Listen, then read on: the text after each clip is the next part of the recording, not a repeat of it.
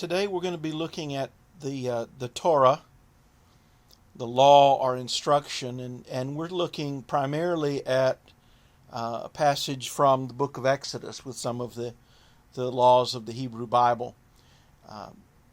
It's rooted in the covenant. In fact,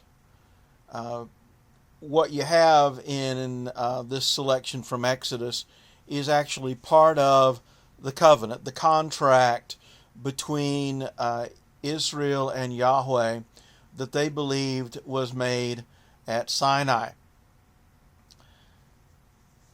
It's based on the salvation event of the Hebrew Bible, the Exodus, and I'm referring to the event, not the book.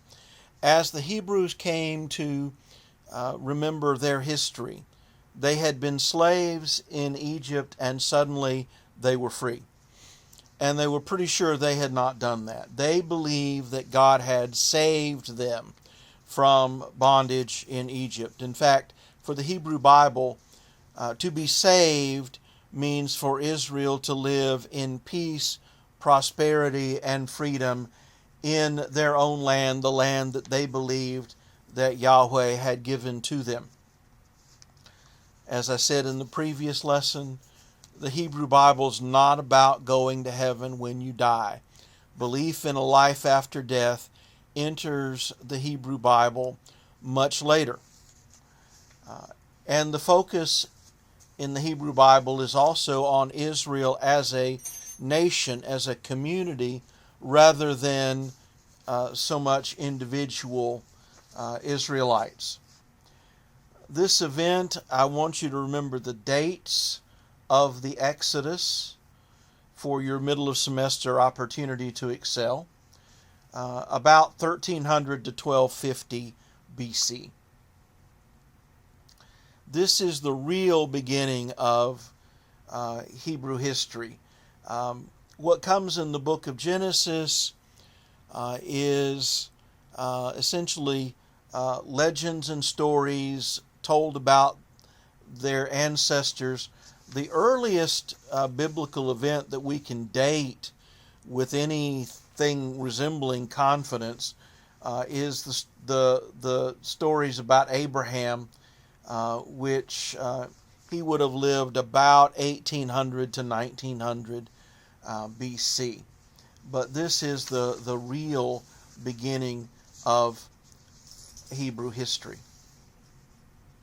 Now, if you look at that covenant, it's based on Exodus chapter 20, verse 2.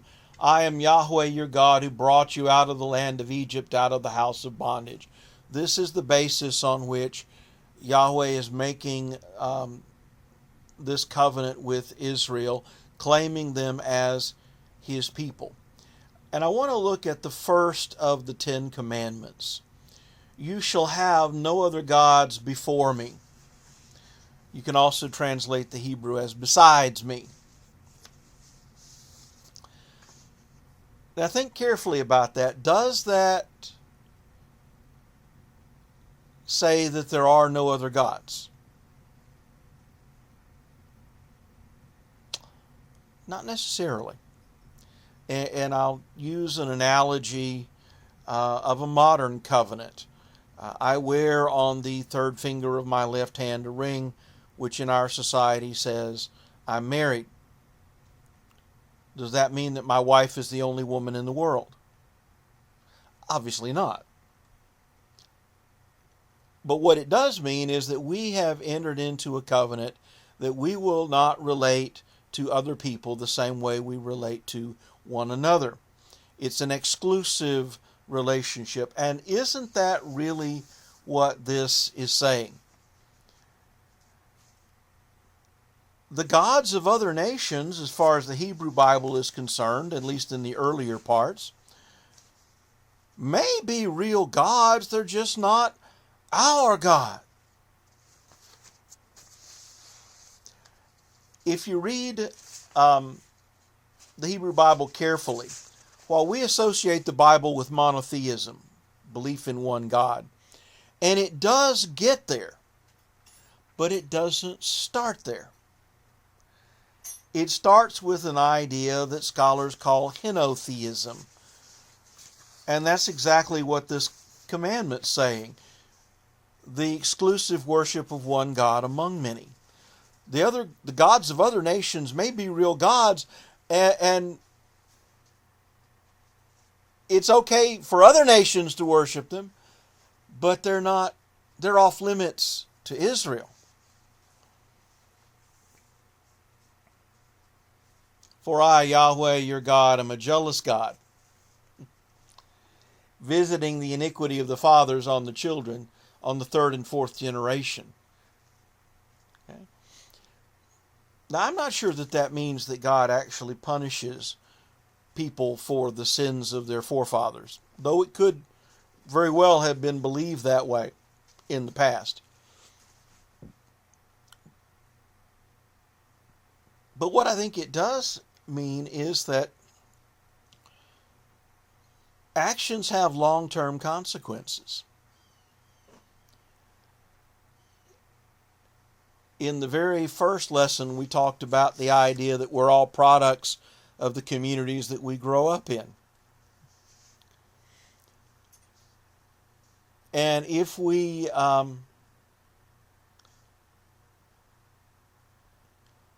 don't learn life skills, we grow up without them. For example, sociologists and psychologists have found that people who were abused as children are themselves more likely than others to abuse their own children. It becomes the pattern. This is the pattern of behavior that we have grown up with, that we have learned, and so it tends to get perpetuated. Notice that the Ten Commandments address not only relationship between Israel and their God Yahweh, but also the relationships within Israel. And I want to mention something that I don't think I mentioned when we talked about the creation stories, and that is the Jewish Sabbath, which runs from sundown on Friday to sundown on Saturday. That's why in Genesis 1 it said there was evening and morning the first day, which isn't the way we would say it. We would say there was morning and evening the first day. But in the Jewish tradition, the day begins at sunset, when it gets dark enough that you cannot distinguish a white thread from a black thread in front of you. Now, if that seems like an odd time to start the day, think about when we start our day. When, for example, does Sunday become Monday? The answer is midnight.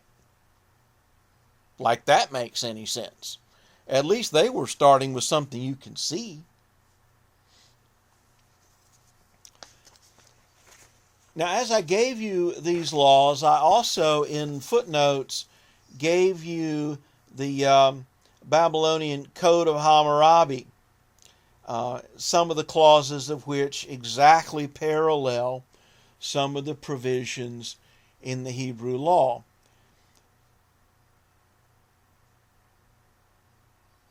What I'm going to ask you to do in the discussion is to think about how the Hebrew laws deal with those cases differently from the Babylonian laws. And I'm not going to get into that in this video, but I do want to explain the class structure in ancient Mesopotamia. And I gave you a reading from a noted archaeologist explaining that as well, but I'm going to give you the thumbnail sketch.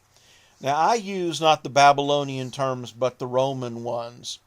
The three classes, the patricians, the plebeians, and slaves.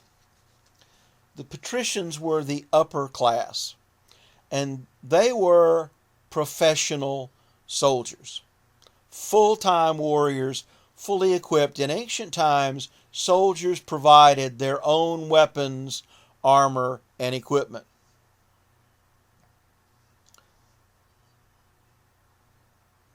So injuring one of them is a greater injury to the state than to injure a plebeian, which was, they didn't really have a middle class, but it's the closest they came. The plebeians were free people, tradesmen, merchants, skilled craftsmen, small farmers, where the patricians had what we might call plantations. Okay.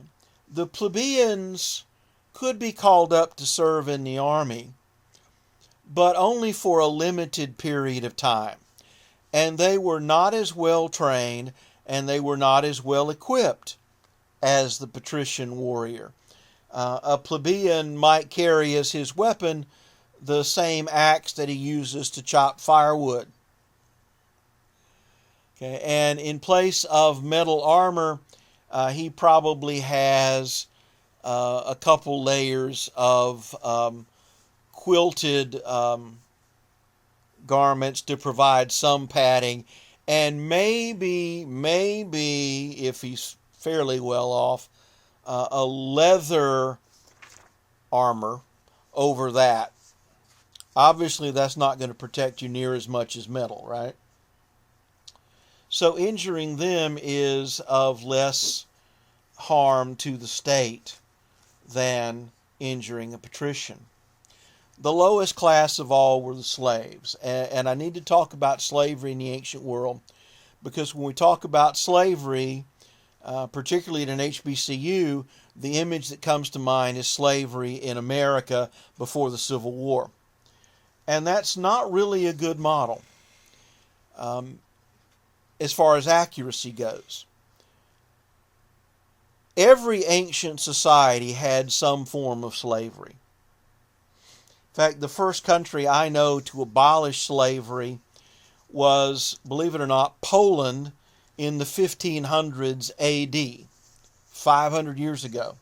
Most of Europe and the modern West only abolished slavery at some point in the 1800s.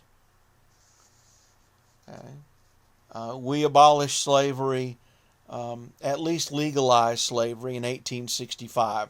There is still a form of underground slavery, mostly trafficking in women and children, but it is illegal. Okay. By contrast, Saudi Arabia only abolished slavery in 1969. I was in junior high. Sudan has yet to abolish slavery. Okay, it's still legal there.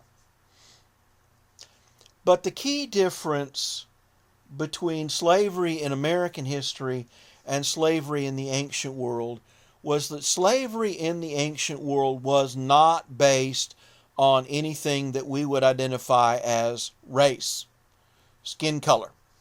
In fact, if you read the Hebrew laws carefully, you noticed there is a law dealing with one Hebrew owning another Hebrew as slave.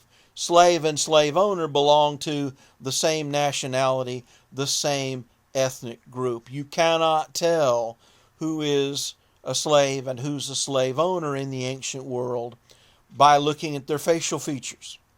In fact, I know of only one place in the world where slavery was based on race. That just happens to be the example of slavery that is closest to us. Where slavery in America was legitimized, sociological word, by a theory of racial inferiority. Okay? Wasn't so in the ancient world. And so, for example, in the Code of Hammurabi, slaves had some legal rights. A slave could give evidence in court. A slave who was being sold to an owner that he thought was likely to abuse him had the right to go to court and try to block the sale. And he had a snowball's chance of winning.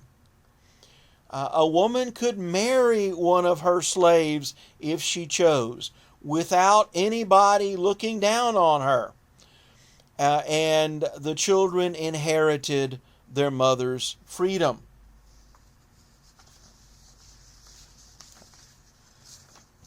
Try getting any of those laws through one of the state legislatures in the 1850s. And the reason was that slavery in the ancient world was considered more than anything else a matter of bad luck. There were basically three ways that you could become a slave. The first was you could be born a slave. If both your parents are slaves, guess what you are? Now, did any of you get consulted about who you wanted to have as your parents before you were born? Me neither. First thing I knew, here I was and I had parents, right? Do you think who your parents are has an impact on your place in society? Duh. It's a matter of luck.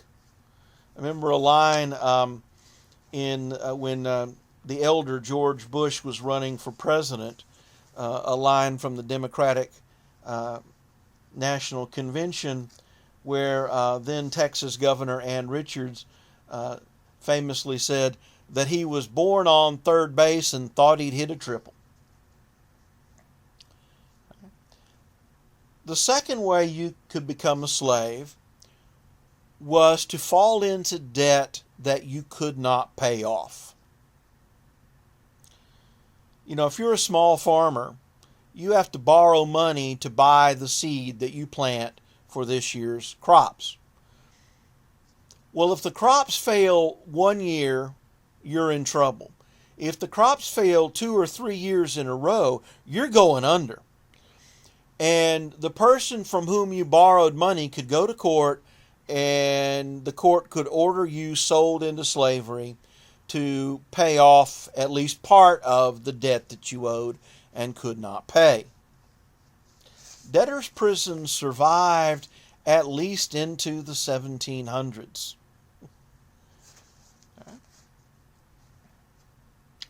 And because of this, parents could sell their children in order to avoid being sold into slavery themselves. A man could sell his wife. Now, ladies, you probably want to know, could a woman sell her husband into slavery to pay off her debts? No. Gender equality is a very modern concept, and one that we have still not actually achieved in practice, at least not in my view.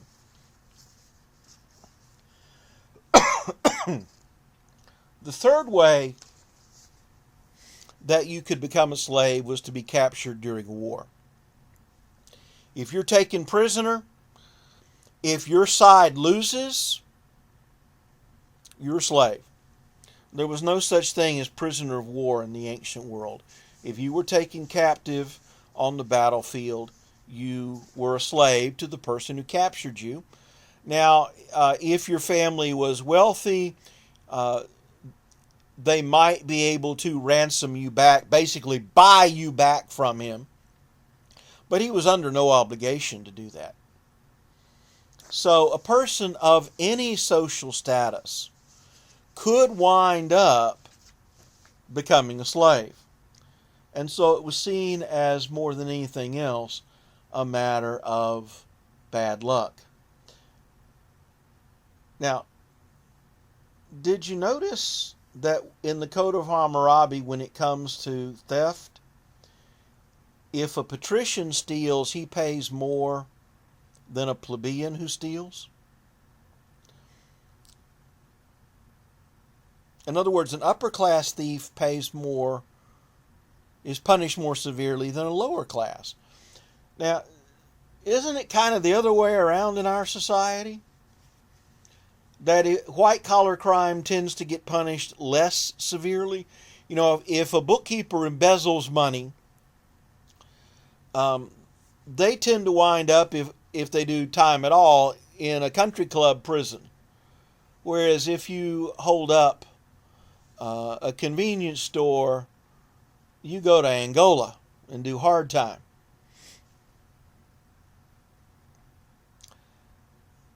The reason for that also has to do with the military role of the different classes.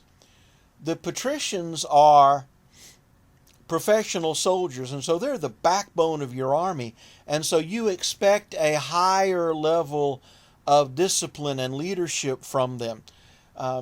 If you remember or know about Hurricane Katrina and the devastation down in South Louisiana after that, we had an incident where the National Guard unit from this area was sent down south, and one detachment was sent to guard a department store, one of the big box stores, because, you know, people, with everything closed down, people were looting.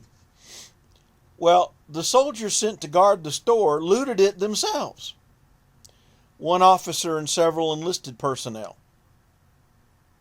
The officer was punished more than the enlisted soldiers, because the officer's supposed to be a leader. You're supposed to set the example. It's the same logic here. Now, you might also know that in personal injury, and one of the cases I gave you was a case of two men getting into a fight, and as they're fighting, they cause a woman to miscarry. In the Code of Hammurabi, if she's a patrician and the child dies, the man's daughter is put to death. Think about how that seems fair to the Code of Hammurabi, when I suspect it seems very unfair to any of us. In the Hebrew law, injury is the famous, you must take life for life, eye for eye, tooth for tooth, hand for hand, foot for foot. Whatever injury you inflict on somebody else, the same is done to you. Now, that was actually intended as a limit. In the days before modern criminal justice systems, it's usually the tribal vendetta. You injure my family, we injure you. And you might take a life for a tooth if you were strong enough to get it. This puts a limit on that.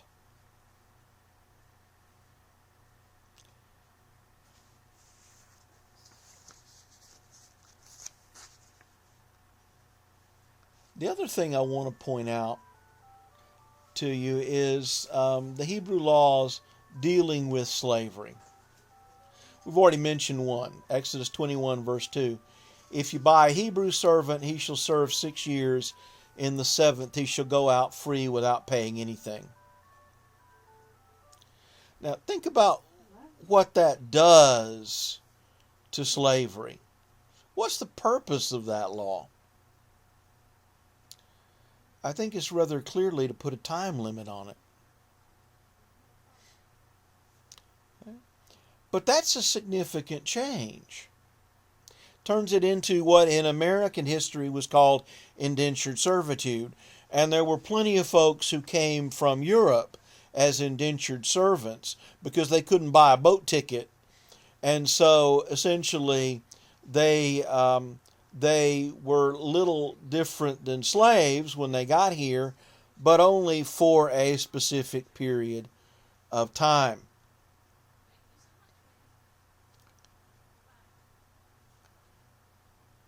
I think that's a significant softening of the condition of slavery, because it puts a time limit.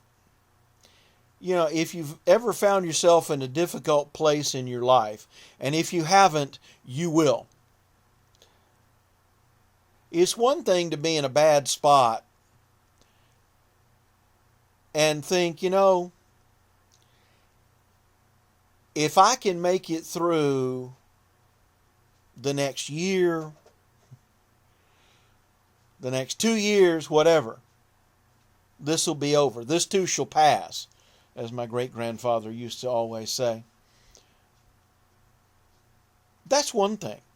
But it's a very different, and I think a much worse thing, to find yourself in a bad spot and you don't see any way out. Well, this takes that away. Okay? Let's face it, nobody in their right mind would ever want to be a slave under any system of slavery.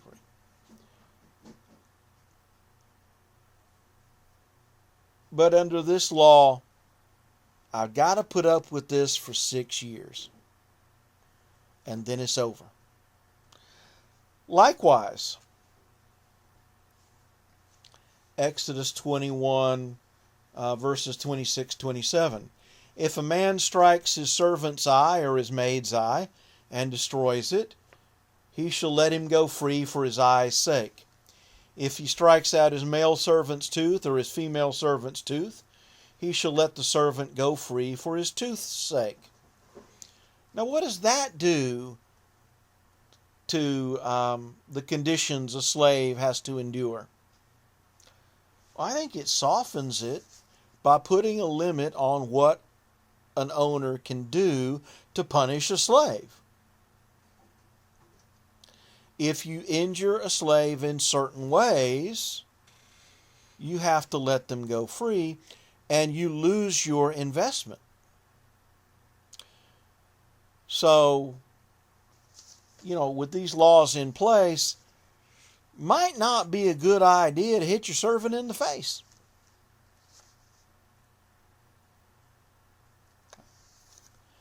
Clearly, these were meant to soften the condition of slavery. And the reason is in this passage too. Exodus 23.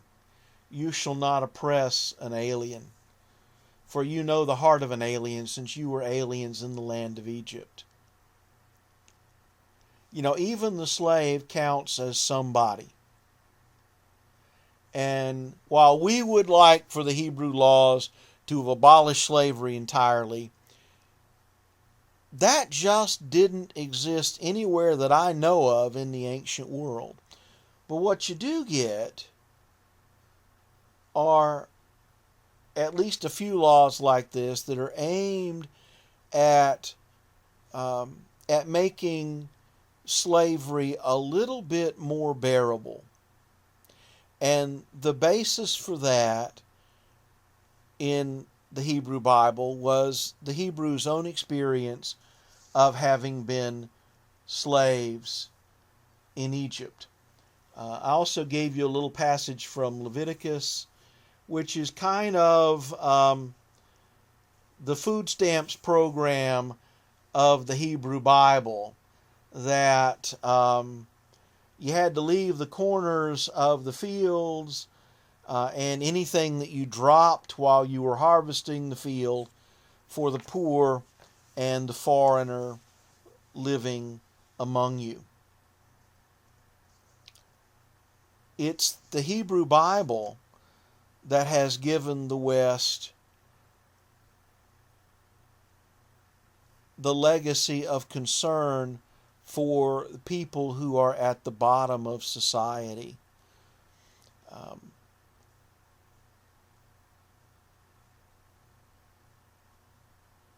That there's an importance in trying to find some way to provide for them. Okay, go on and finish the other parts of this lesson, and then next time we'll be looking at the book of Deuteronomy and the prophets and the way that they understand the covenant and use it to interpret Israel's history.